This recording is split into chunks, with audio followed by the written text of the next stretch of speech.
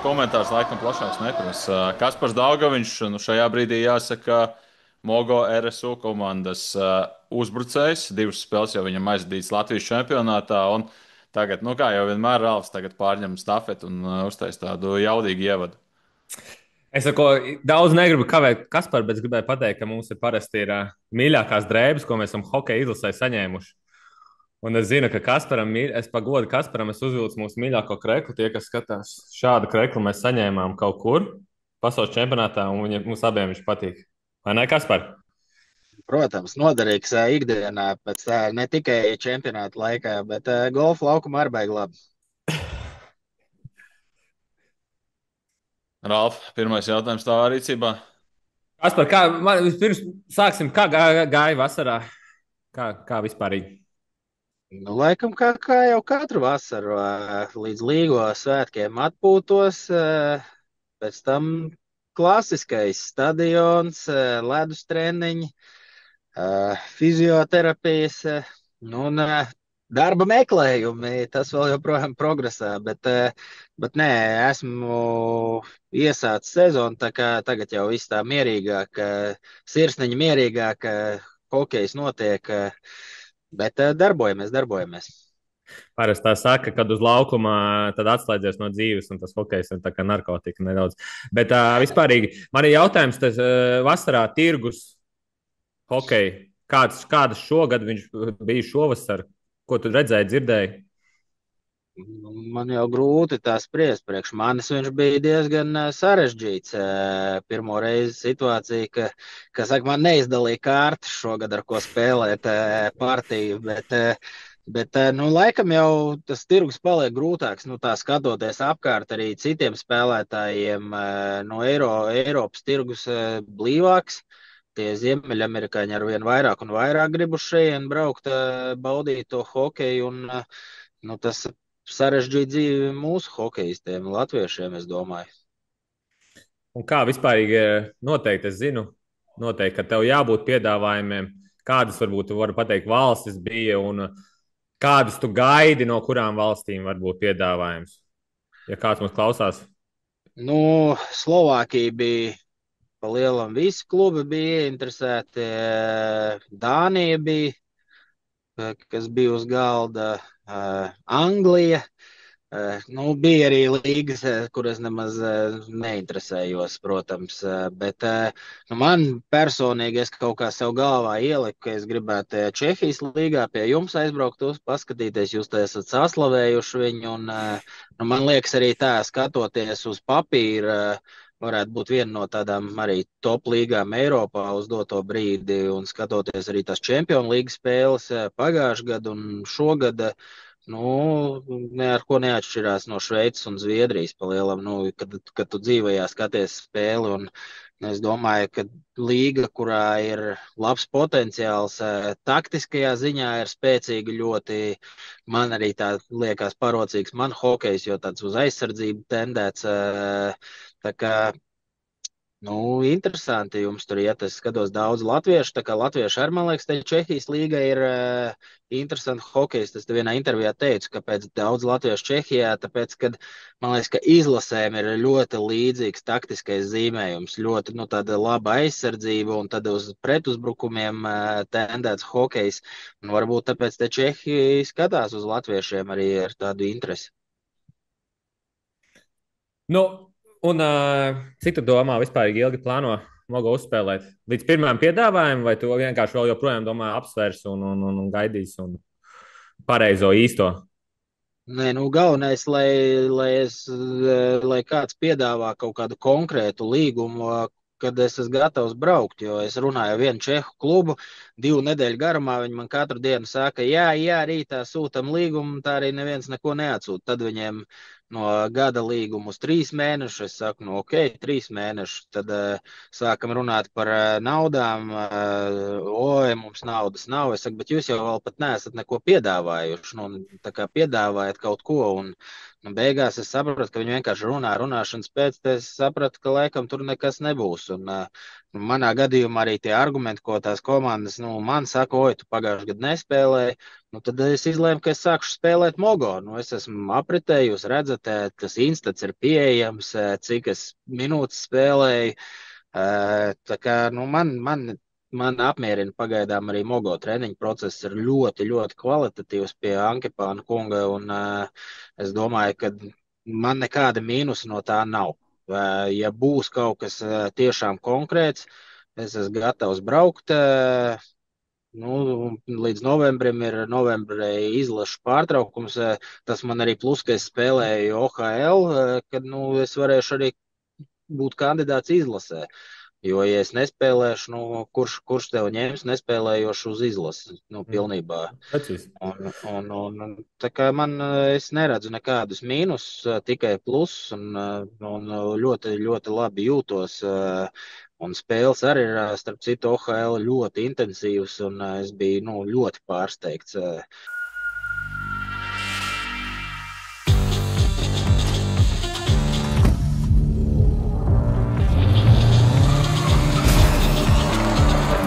Bet skors, ātri rezultāti. To mēs parunāsim. To mēs pieskarsimies OHL, bet novēlu, jo es zinu, ka oktobris, novembra sākums ir tas laiks, kad parasti komandas saprot, ka ir panika un sāk meklēt uzbrucējus. Un tā kā viss būs, Kaspariņ, viss būs. Ulvi? Man gribās apsīt, Čehijā bija viens piedāvājums, viena komanda. Konkrēts, jā, tā kā pārunas ved ar vienu klubu. Arī cik, es neteikšu klubu un arī neteikšu, bet tas bija, kur viens no latviešiem spēlē, un es sapratu, ka galvenais treneris viņam jau bija piegājis pateikt, ka viss ir izlemts, Daugava brauc. Tā kā beigās arī nekur es neaizbraucu. Tā kā, es nezinu, kas tur notiek, es nemāku pateikt. Gan jau, ka beigās varbūt mani pasas dati vai tas, ka es nespēlēju, man par sliktu nāca, bet man arī, es nebiju izvēlīgs. Es tiešām biju gatavs braukt, un tās finanses man arī nevajag nekādas. Ja pagājušajā gadā pie labiem rezultātiem tu tur strīdies par pāris tūkstošiem, man šogad nav kārtas, kā es teicu. Es biju gatavs palielināt, vienkārši es nesaņēmu vispār nekādu ciparu beigās. Es nosaucu savējo, viņi pateica par daudz, es saku, runāju, nosaucat savējo, un tā arī neviens tur neko nenosauc. Bet laikam par mīnus nostrādāja tas, ka viņi uzvarēja pirmās divas spēles. Tagad jau.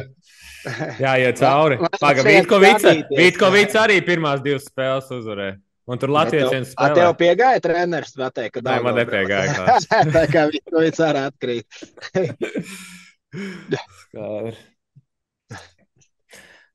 Man ir jautājums, pieskarsimies OptiBet hokeja līgai. Uztaisīja hype, mums ir Freja podkāsts chatiņš, un es pirmo spēli Liepājā tavā. Es ļoti gaidīju, tici man, es jau no rīta sestdienā gaidīju to vakar spēli. Ieslēdz televīziju, atmosfēra super. Super atmosfēra, super spēle. Liepāja, cilvēki jūt līdzi, bet man ir jautājums tev. Pēc spēles rakstīja cilvēki, komentāros rakstīja, kad pietiesāja tev par labi, jo tev pirmā spēle. Tā bija taisnība, vai ne? Man ir jautājums, kurā momentā pietiesāja par labu man. Varbūt ar brīžiem bija strīds, tur bija divas epizodes, kuros gols. Vienreiz mēs ņēmām laikam challenge, tur bija tīri vārdsarga laukumā spēlētājs virsū vārdsargam. Tā kā es tur vispār nebiju iesaistīts tajās epizodēs. Viens noraidījums bija pret maniem, bet tur tīri man noķeksēja, no rokām norāva. Bet es pagaidām neesmu. Man liekas, ka man tiesneši pagājušajā spēlē, man seju pārdaudzīja, asins prizmai iedeva vairākumu 2+2 pēc. Galvenais sākumā parādīja, ka nav noraidījums, pēc tam apspriedās 2+2 iedeva pret mums. Pēc tam man pāršķēla zodu, asins, tiesneši pat vispār aizsildoja, pat nerunāja savā starpā. Bet, man liekas, ka viss bija normāli. No abām pusēm man likās ļoti līdzīga spēle, un arī tiesāšana bija. Mums bija vienkārši tur pašā spēles beigās kaut kāda vairākuma, bet es nejūtu, ka tas bija daļa maniem, jo es lielāko daļu uz citiem spēlētājiem nopelnīju. Pagaid, to es uz laukumu vai soliņu un tiesnešiem sāk rokas trīcēt. Saproti? Kāpēc no maniem kādam jātrīc rokas, kas es kādam kaut ko draudu? Es vispār tur neesmu. Ne. Leģenda. Man pat nav tagad burts, tā kā es ar tiesnešiem nevaru pat runāt. Klausies, nospēlēt Liepājā atmosfēru Forge televīzijā. Cilvēki seko daudz pie televīzijām līdzi, un tad jūs atbrauciet uz sestdienā spēlējot Mogo hallē. Protokolā 198 skatītāji. Prasās vairāk? Kāpēc tik maz? Mazāk, es nezinu, varbūt tas, ka brīvdiena un bija pēcpusdiena, varbūt, un tieši vēl iekrita, kad ļoti labs laiks arī, es domāju, cilvēki vispār gribēja ārā pavadīt laiku, nevis hokeja hallē. Bet, tā kā daudzi teica, ka ir vairāk nekā parasti Mogo hallē, tā kā arī pluss, ka vairāk parādās. Bet nevar sūdzēties, skaļš bija tāpatās. Tajā Mogo hallē, man liekas, arī 5 cilvēki sāk bļaut, tur liekas, ka skaļi, jo tās metāla konstrukcijas padara visu skaļāk. Bet ir ok atmosfēra. Tā bija novērā, man interesē tavu novērojumu uz laukumu hokejs. Ko tu redzi? Salīdzini. Ka ir ātrums brīžiem lielāks nekā domāšana. Varbūt ir brīži tādi, kad visi vienkārši lido pa to laukumu, bet jāpierod. Es vēl īsti neesmu tā kā atkodis to, kas ir jādara, lai tiktu pie tiem momentiem spēlē. Skaidrs, ka es apzinājos, ka man personīgi būs grūti, jo pret maniem tas laikam ir uzstādījums visu laiku tūmā būt. Un es vienu apspēlēju, tur jau nākamais klāt. Bet man liekas, ka līmenis ļoti labs. Es saku, ātrums tieši neatšķirās. Brīžiem pat liekas, ka ātrāks hokejs nekā Slovākijā, kur es spēlēju pēdējo spēli. Un kādu novērojumu ārpus laukuma organizatori ziņā? Tagad viss ir kārtībā. Piemēram, es kopš parakstīju arī ir televīzijā rāda spēles, sporta centrā var skatīties. Skatos, tur sociālos tīklos diezgan reklamējās OptiBet hokeja līga. Tā kā ir, man arī bija mikrofons piesprausts otrajā spēlē, visu spēli klāt. Tā kā ir darbs notiek. Man liekas, ka atšķirās. Es nezinu par citiem klubiem. Mums ir diezgan agri no rīta treniņi. Varbūt tāpēc tur neviens žurnālists nekad neatnāks, jo viņi vēl guļ. Bet citi klubi trenējās diezgan tādā, tā kā, es negribu teikt salīdzināt, bet profesionālā līmenī, kad treniņi ir drusku vēlāk, ka spēlētāji izguļās, jo viņi droši vien ir tikai hokejam pakļauti, kā Liepāja, viņi pakārto grafiku treniņiem, nevis darbam. Kīva. Jā, Kijeva ir, man liekas, 11 no rīta ledus tikai Zemgalē. Bet man baigi patīk Mogo grafiks. Šodien, piemēram, bija ledus stundu 20. Mums uz ledus bija tāds smags treniņš, jo nav tagad spēles kādu laiku. Un tad mēs stundu zālēs 10:15 bija jau mājās. Tā kā darba diena beigusies. Ar baigi labi. Visu dienu var vēl veltīt ģimenei. Es to redzēju 198 skatītāji, un pēc tam iedomājos īstenībā, kas palīdzētu OHL vairāk cilvēkiem nākt būt, piemēram, svētdienā tā centrālā spēle pa LTV 7, kur cilvēki parādīja kaut kādu intrigas spēles. Piekrīt? Nē, kaut kā vienmēr jau var uzlabot. Visādas, es domāju, ka kaut kādas izklaides cilvēkiem tur starp periodiem. Es zinu, ka Liepājā, ka mēs gājām ārā, tad tur vāca nost, priekš faniem kaut ko tur konus, kaut kāds konkursiņš, kas ir uz ledus, kad notīra. Visādas tādas lietas, mārketings jau, ja cilvēki pastrādāt, kāpēc, lai jaunie hokeisti Latvijā, kas atrodas, nenāk skatīties. Tas ir tomēr valstī augstākais līmenis, tas OptiBet. Te ir interesanti spēlētāji, gan arī katrā komandā spēlē, kas ir bijuši vai izlasē, vai ir kandidāti bijuši. Tāpat jau būtu, man liekas, ka jauniem hokeistiem jānāk skatīties priekš sevīm. Es, kad biju maziņš, es pie iespējas gāju uz visām. Tur atceros, Niks Brīks spēlēja sporta pilī. Gāju, skatījos, man patika.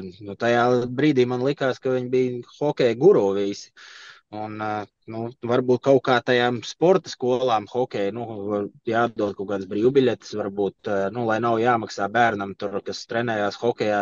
Es nezinu, cik maksā, 5 eiro vai cik, bet varbūt tiem jauniešiem ļaut pa brīvu iet skatīties tās spēles, jo tomēr tas cilvēks skaits jau padara to hokeju interesantāku. Tā kā nāks tie bērni pilnā halas, pēc tam arī cilvēki gribēs nopirkt tās biļetes. Man pēdējais jautājums tev, lai intriga, lai skatītāji nākošo spēli gaida, kad jūs spēlēsiet pret Kijivas Kapitāls, ko tu izdarīsi pret Mārtiņu Karsumu? Varbūt kaut kādu apsolu, kaut ko var Edgara Kuldas līdzīgo, varbūt jūs tur sarunāsiet šovam. Man bail ar Mārķu. Es domāju, es ar viņu kauties. Viņam roka ir divreiz garāka kā manējā un lielāka. Bet, nu, nevarētu kādu golu beidzot varbūt iemest, tad būtu intriga lielāka. Es koncentrēšos laikam uz savu spēli, mēģināt to uzlabot, lai varbūt kādam hokeja fanam tas patiktu, jo momentiņi sāk parādīties un nu, hokejs ir interesants. Jā. Nu, aicinot šitā runājot par šo, varbūt ar cilvēki vairāk nāks. Nu, tā kā tiešām tā līga pati pa sevi šogad ir diezgan tāda uz nažiem. Visas spēles pa lielam bijušas tādas tūs, tur pāris varbūt bija lielie rezultāti, bet 5-6 komandas visu laiku cīnās. Ulvi? Man pēdējais jautājums varbūt tāds tālējošāks, iedomājoties scenāriju, ka tie piedāvājumi varbūt nenāk tādi, kādi gribētos. Kā tev pašam liekas, cik reāli ir aizbraukt uz Olimpiskajām spēlēm? Tīri spēlējot OHL? Ziniet, kā tā iespēja paliek mazāk, es domāju. Galvenajiem treneriem ir diezgan plašs tas kandidātu lokus šogad, vispār pēdējos gadus izlasē. Man jau pa lielam tas viss izšķirsies līdz novembra vidum. Vai es dabūšu kaut kur darbu, jo pēc novembra vidus jau tie klubi arī vairs īsti nemeklēs papildinājumus. Pa lielam, tad, ja es neparakstu nekur tur, tad jau es palikšu līdz sezonas beigām Mogo un cīnīšos kā varēšu, bet sev tā kā iespēju mazāk iedošu, tas noteikti. Liekam, tad pēdējais. Liekam, noslēdzošs laiks. Mēs tur tālāk runāsim pagarinājumā, jā, bulīši. Ja pasaules čempionāts, cik bieži jānotiek? Mēs jau šito esam gadiem runājuši. Man liekas, ka būtu interesanti, ja būtu tā kā visos lielajos tajos sporta veidos, ka būtu olimpiskās spēles, pēc 2 gadiem pasaules čempionāts, tad pēc 2 gadiem, tā kā reizi 4 gados pasaules, tad tas līmenis, bet to jau laikam es tā sapratu, runājot ar gudriem cilvēkiem, kas to visu organizē, kad Starptautiskā hokeja federācija nevar izdzīvot, ja tas nenotiek katru gadu. Un ko darīt tukšajos gados? Kad hokejs nebūtu Latvijā cilvēki. Bet tad jau tas pats NHL rīko kaut kādas spēles, tad viņi varētu taisīt tās kaut kādā pret Eiropas izlasi taisīt. Tādu rītīgi krūti. Es nezinu, bet es varu pateikt to, ka spēlēt pasaules čempionātu katru gadu ir sarežģīti hokejistiem. Piemēram, mums latviešiem jau mēs neesam tik daudz. Ja tu esi tā kā labs, tad tev katru gadu teorētiski ir jābūt izlasē. Tas ir vispār fiziski tāda ķermeņa iznīcināšana. Un tāpēc brīnos, kāpēc tur kāds Zviedriem atsaka. Tāpēc, ka viņam tas nav izdevīgi ķermenim katru gadu braukt. Viņam ir iespēja tur katru 3. gadu aizbraukt. Viņš grib, bet viņš saprot, ka visus gadus viņš nevar pavilkt tādu fizisko cauru gadu spēlēt hokeju. Paldies, Kaspar. Paldies, Kaspar, par savu viedokli. Paldies, ka pievienojies mums. Novēlam veiksmi spēlēs. Tagad jums pauze kādu laiciņu, ja? Man liekas, ka līdz 3. mums 10 dienas nav spēles. Cerams, ka viss kaut kā var nomainīties viss, un tur varbūt tavs spēles ir pēc 1 dienas, varbūt pēc 3 dienām, varbūt pēc 6 dienām. Tā kā... Pasakiet savam trenerim, ka vajag vēl daudz. Kaspar, atceries, cēlies, cīnies Latviju, ja? Cēlies, cīnies Latviju, jā. Paldies Kasparam, droši māju ceļu, un ja viņš paliek tomēr Mogo, tad nākamā spēlē es skatos 1. oktobris savā laukumā pret Kijivas Kapitāls pret Mārtiņu Karsumu. Gaidām potenciāli 1. oktobri.